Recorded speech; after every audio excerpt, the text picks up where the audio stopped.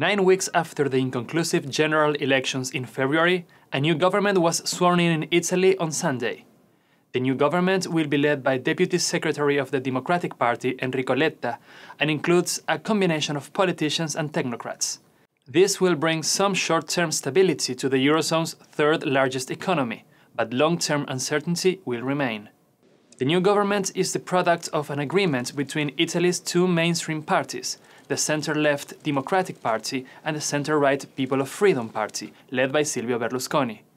It also has the backing of outgoing Prime Minister Mario Monti's centrist party and includes some bureaucrats, such as former President of the Italian Central Bank Fabrizio Saccomanni. To a large extent, these are the same political parties that supported Monti's technocratic government, who took over in November 2011. This government is a reminder of how fragile the political situation is in Italy, as this is the second time in a year and a half that a grand coalition has to be formed in the country, as none of the traditional parties was able to form a government on its own. The new government is also a confirmation of the desire of these parties to remain in power and avoid the call for early elections for as long as possible, as a rejection of mainstream political parties is very strong in the country.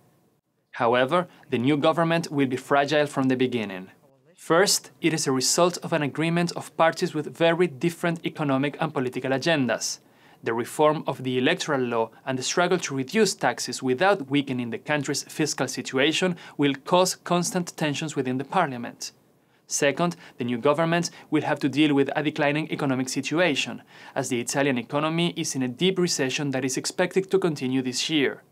Third, the Italians are increasingly distrustful of mainstream parties. In the February elections, the anti-establishment Five-Star movement got over 8 million votes, making it the third largest force in the parliament. Finally, the social aspect of the crisis opens the door for potential episodes of violence. On Sunday, a man shot 2 military police officers and a passerby in downtown Rome. The shooter was an unemployed man who was allegedly trying to protest against Italy's political class. While this incident was isolated and the man acted alone, it's a reminder of the potential violence that could take place in the context of a deepening economic crisis.